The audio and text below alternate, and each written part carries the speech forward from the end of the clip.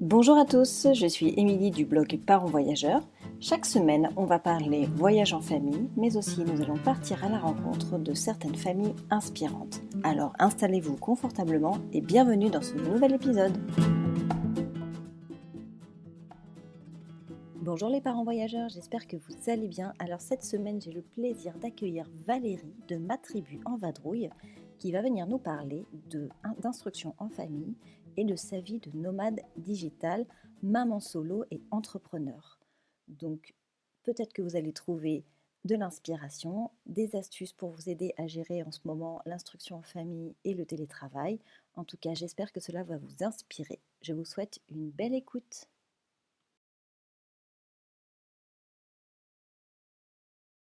Alors bonjour Valérie, merci d'avoir accepté mon invitation pour participer au podcast des parents voyageurs.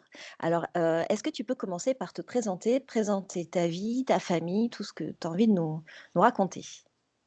Eh bien, bonjour et merci de m'avoir invitée pour ce podcast. Alors, je suis nomade digitale depuis juillet 2017, donc ça va bientôt faire 3 ans, avec mes 3 enfants qui ont 5 ans, 12 ans et 17 ans. Et donc, depuis bientôt 3 ans, je parcours la France, l'Europe, le monde, tout en travaillant sur Internet. Et depuis septembre, je suis maman solo tout en continuant cette vie-là. D'accord. Quel courage de continuer en solo avec 3 enfants. Pourquoi tu as voulu garder cette vie-là en tant que maman solo? Parce que tu aurais pu te dire, bah, je me pose et je continue une vie plus posée, on va dire. Alors, disons que je me suis posée un petit peu, mais je n'ai pas repris de logement fixe.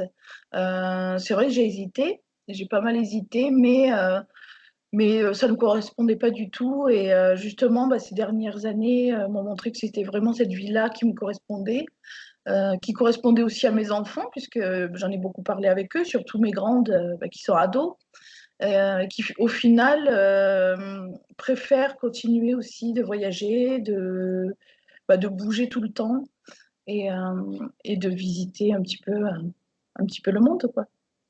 Et le fait qu'elles soient ados, pré-ados, elles sont pas en manque de copines. Je pense qu'elles ont des copines, mais tu vois, d'une vie un peu plus comme ces petites copines qui sont au collège, elles te le réclament pas, ça? Enfin, elles connaissent pas peut-être.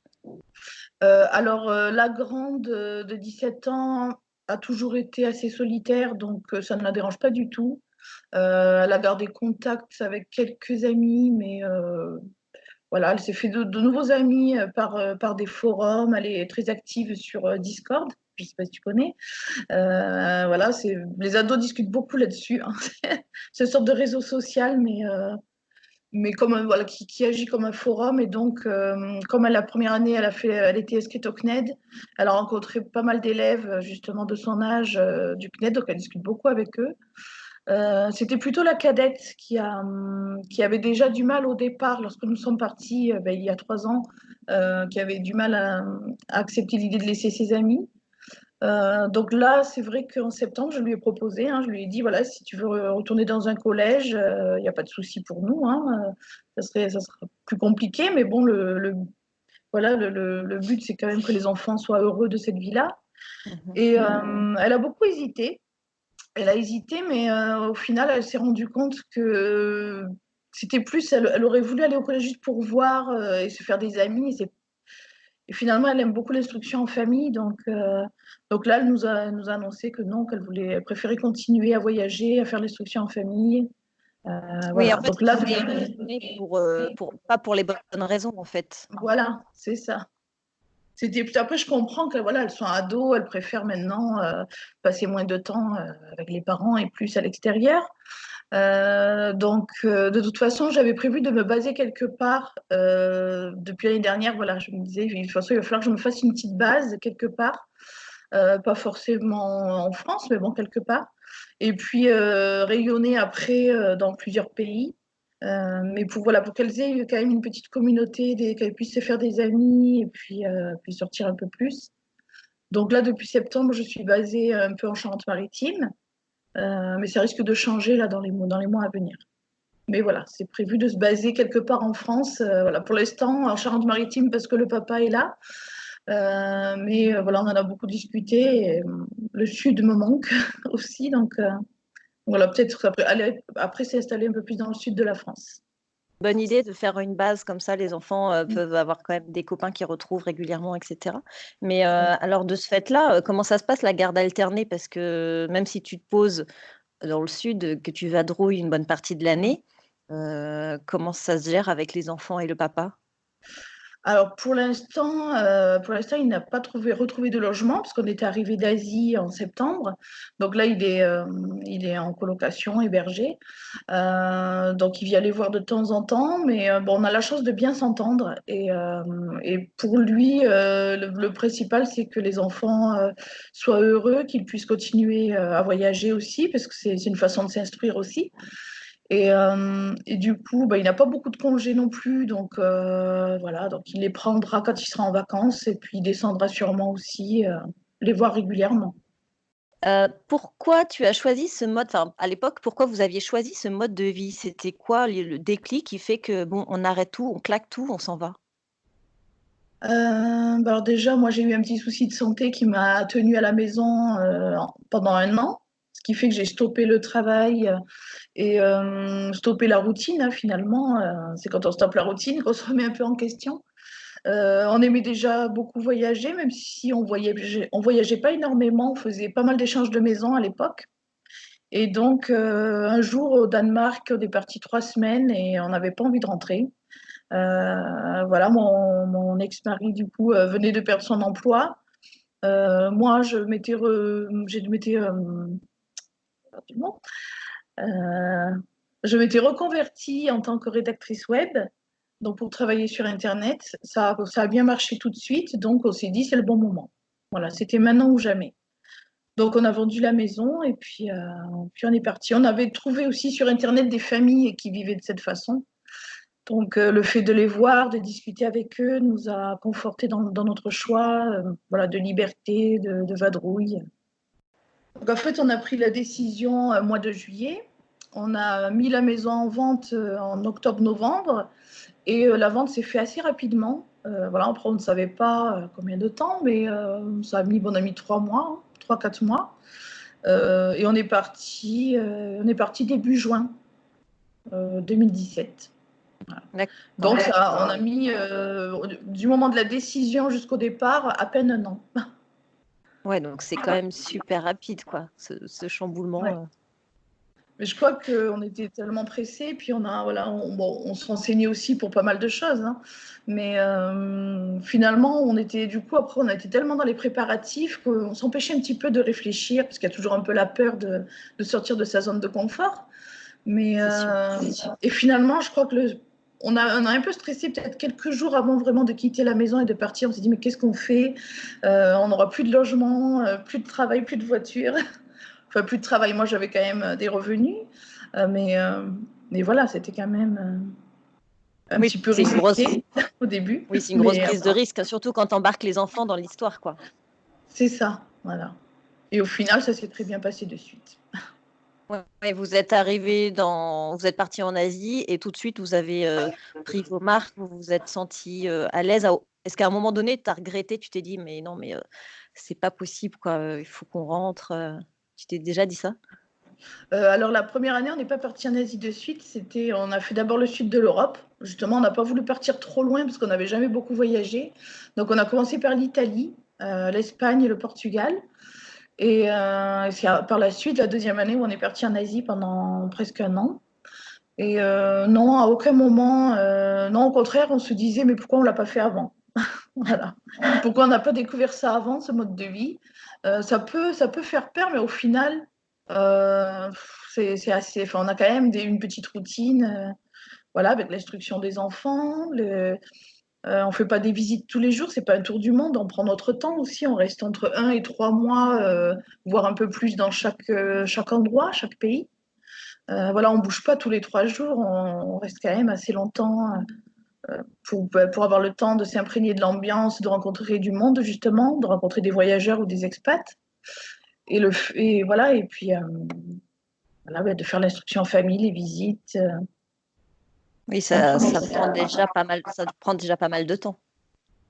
Et comment tu choisis tes pays? Alors au départ, vous êtes partis pas loin parce que c'était le début, mais maintenant que tu es plus confiante, comment tu choisis, tes destinations? Alors là, on est revenu il y a un mois des Canaries. J'ai choisi les Canaries parce que c'était la première fois là que je partais du coup en solo avec les trois. Donc je ne voulais pas aller trop loin non plus, mais j'avais besoin de soleil, de chaleur.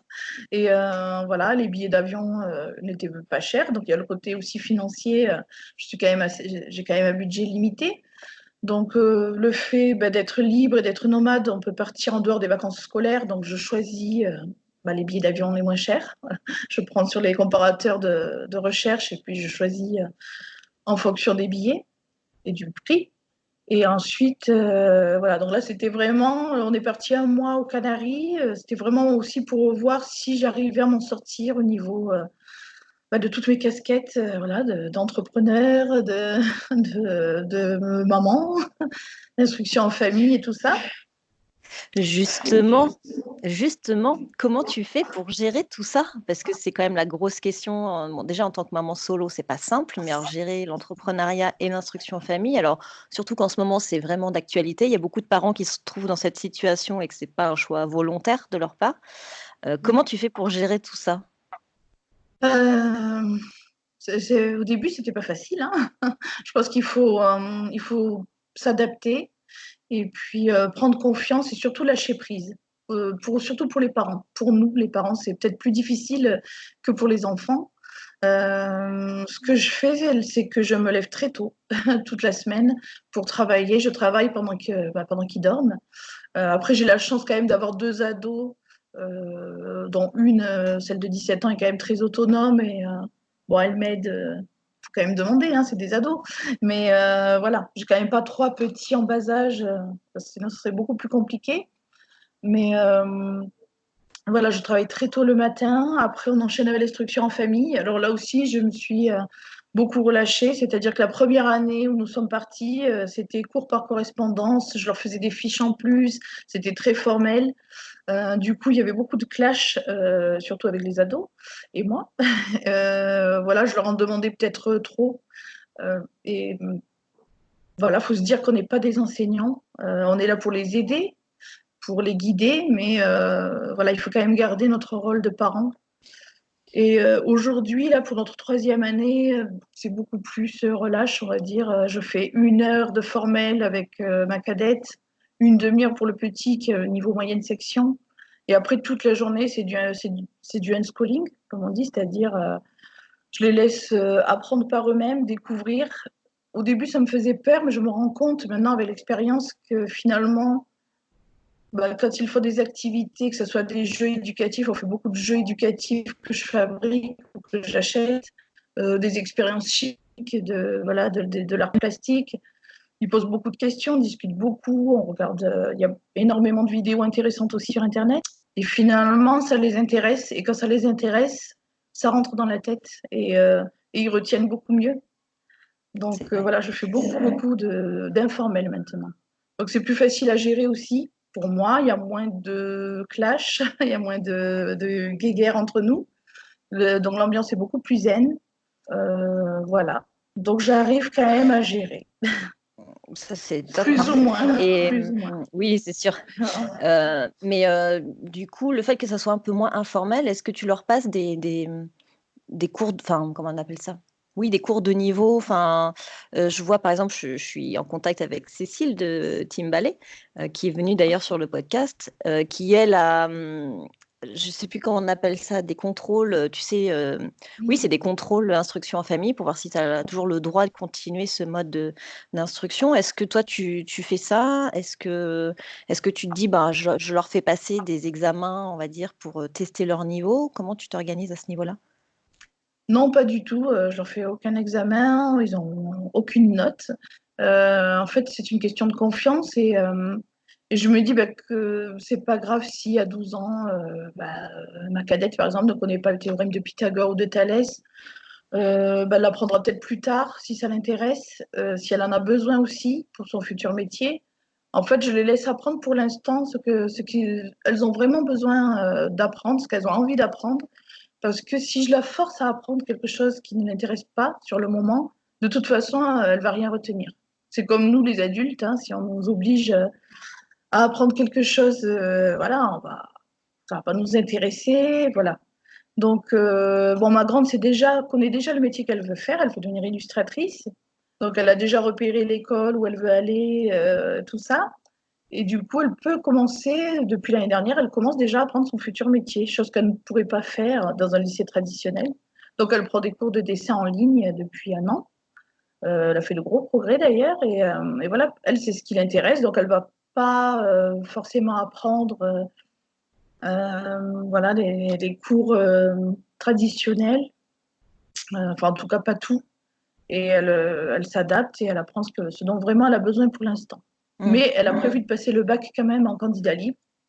Donc voilà, ça sera le test, justement.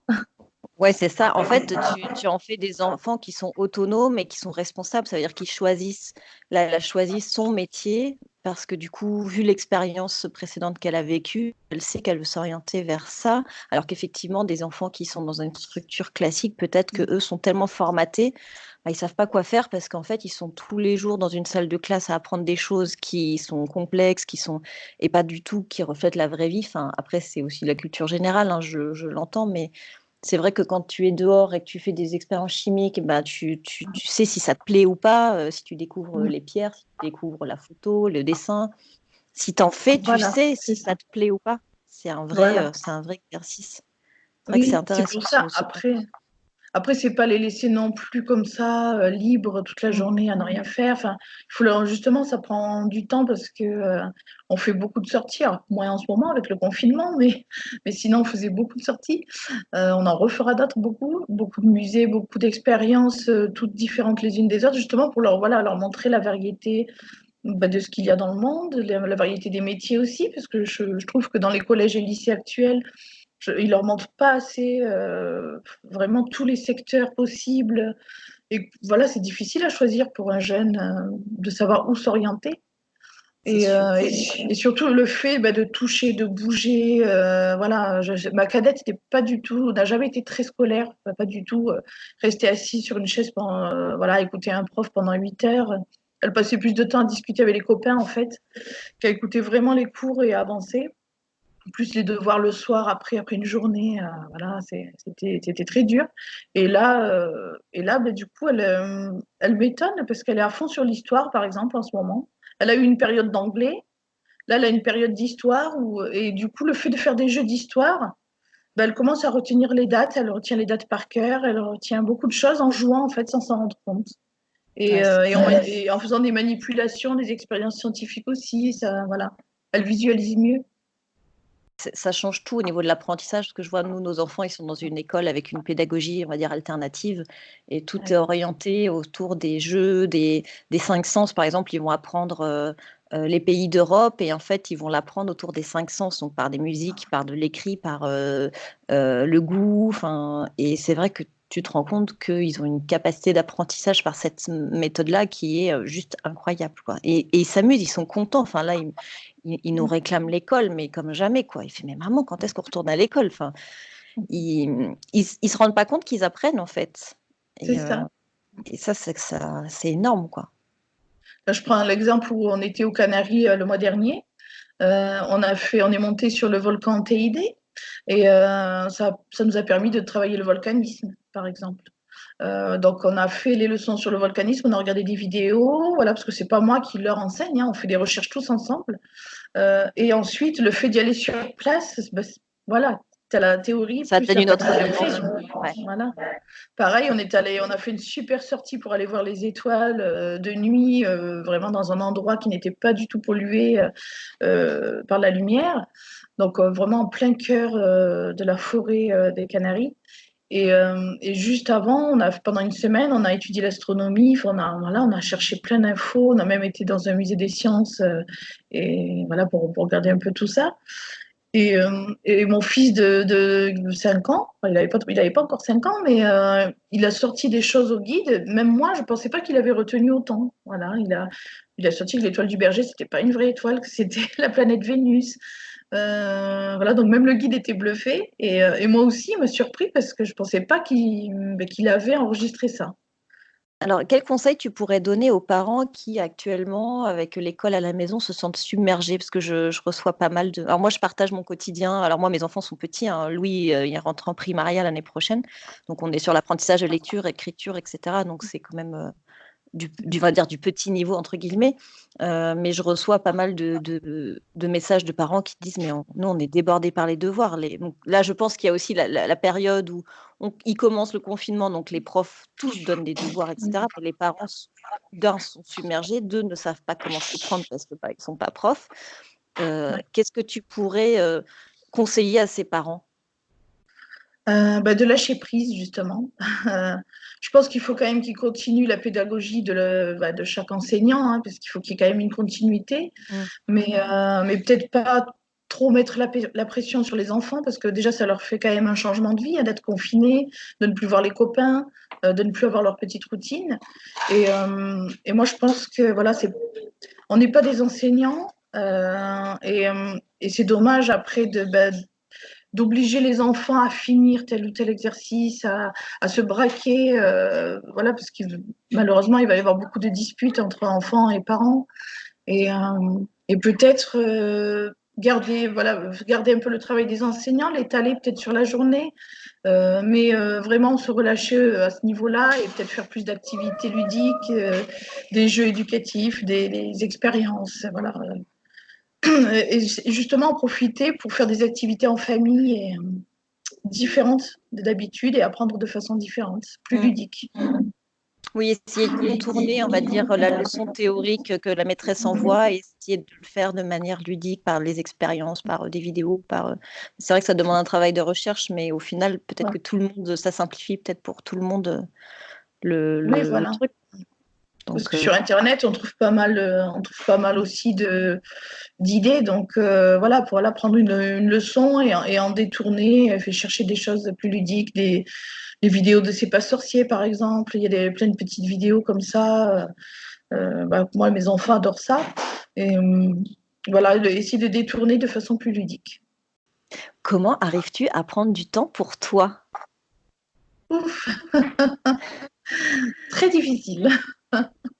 J'en ai pas beaucoup du temps pour moi. Le soir, quand ils sont couchés, c'est sûr que je pourrais travailler à ce moment-là, reprendre le travail.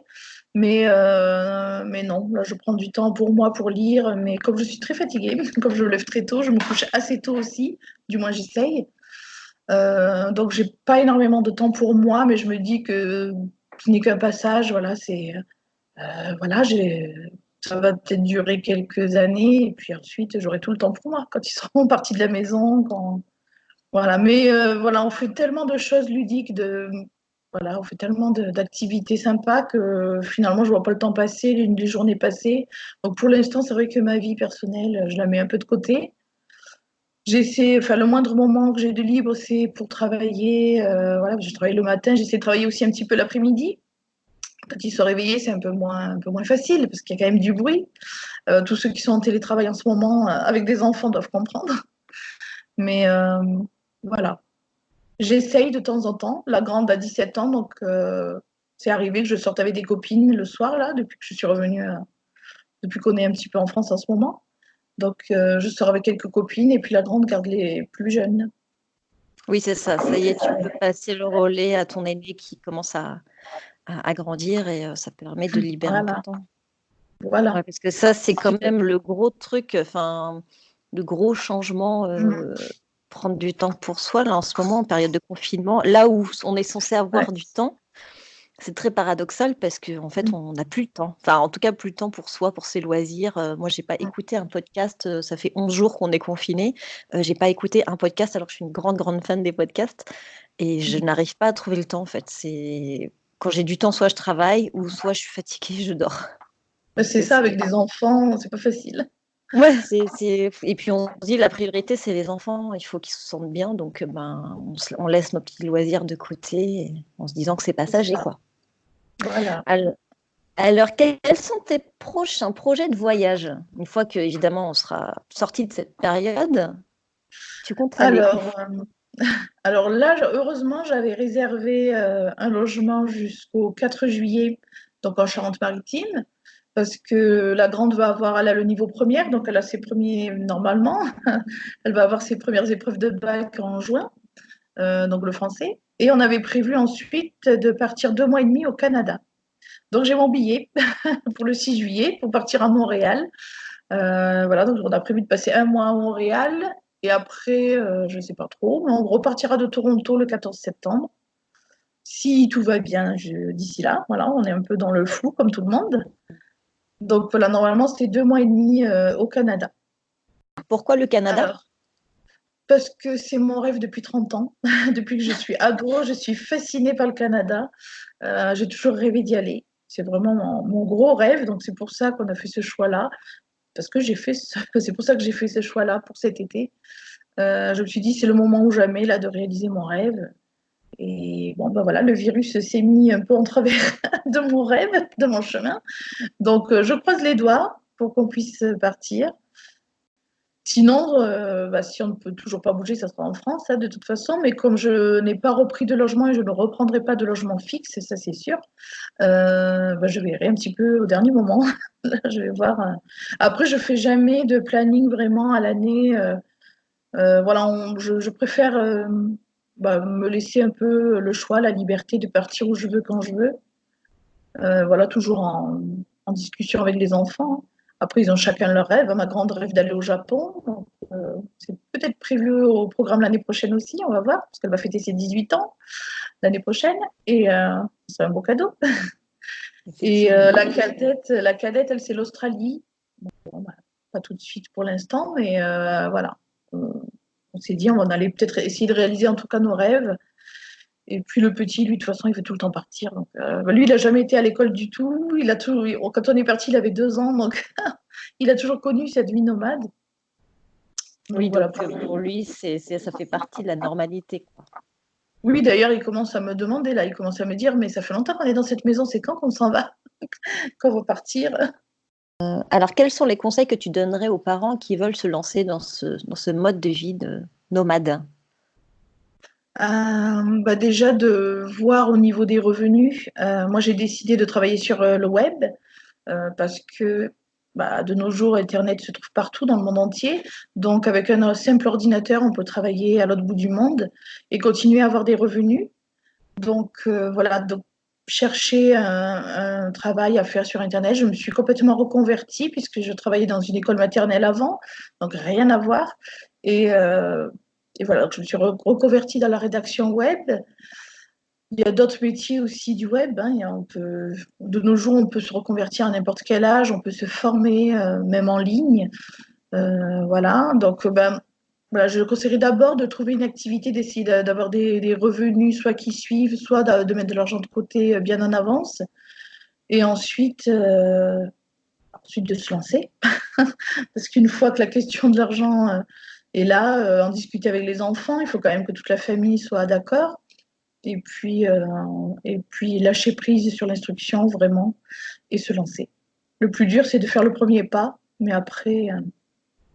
Parce que pour vivre de la rédaction web, c'est quand même pas simple. Tu penses qu'il faut combien de temps entre le moment où, après la formation, entre le moment où tu commences à prospecter tes premiers clients et le moment où tu arrives à te faire un vrai salaire pour faire vivre une famille, tu t'estimes à combien de temps environ? Ça dépend des personnes, ça dépend du temps qu'ils vont mettre à se former, du temps qu'ils vont mettre à se lancer. Mais je pense qu'il faudrait compter minimum 1 an, vraiment pour être large. Mais ça dépend. Il y en a qui arrivent. Pour moi, ça a été très rapide. J'ai de suite trouvé des bons clients. Il y en a d'autres qui vont galérer un peu plus longtemps. Alors pour la rédaction web, je déconseille de passer par les plateformes, par exemple. Si on reste sur les plateformes de rédaction qui sont payées à bas prix, forcément, on ne va pas y arriver. Mais trouver des clients en direct. Donc là, depuis 2 ans, là, je suis formatrice en rédaction web aussi. Donc voilà, c'est ce que je donne comme conseil. Et d'ailleurs, j'ai pas mal d'élèves qui veulent se lancer dans le nomadisme digital avec leurs enfants. Pas mal de mamans, surtout, qui veulent se lancer. Et je dirais minimum 1 an. Je crois qu'il faut bien compter 1 an parfois plus. Après, il ne faut pas avoir peur non plus de se lancer parce que le fait de vivre comme nomade digital aussi, on a beaucoup moins de frais qu'en étant sédentaire. Le fait qu'on aille vivre aussi, enfin, qu'on passe dans des pays où la vie est moins chère qu'en France, du coup, on est vraiment gagnant au niveau financier, puisque on continue à gagner des euros, mais sur place, la vie est beaucoup moins chère, comme lorsque j'étais en Asie. Les logements étaient moins chers. Voilà, on a beaucoup plus. Je ne paye plus de taxes locales en France. Je ne paye plus voilà, tout ce qui est vraiment taxes et impôts locaux, assurances et compagnie. C'est ça, vaut mieux privilégier un pays où la vie est moins chère au début. C'est ce qu'on a fait quand on est parti. On a fait Italie, Espagne, Portugal. Et encore, on s'est dit par la suite qu'on aurait dû commencer par l'Asie, mais bon, on ne voulait pas partir trop loin de suite. Mais voilà, on a moins besoin, voilà, on n'a pas besoin de gagner autant qu'avant. Et puis, il faut se dire qu'on reste aussi longtemps au même endroit, ce qui fait qu'on peut négocier aussi pour un logement. Et on ne bouge pas tous les 2-3 jours, on ne fait pas des grosses visites non plus tous les jours. Donc, voilà, à part de la nourriture sur place et le logement, ce sont les postes et puis les billets d'avion ou les déplacements.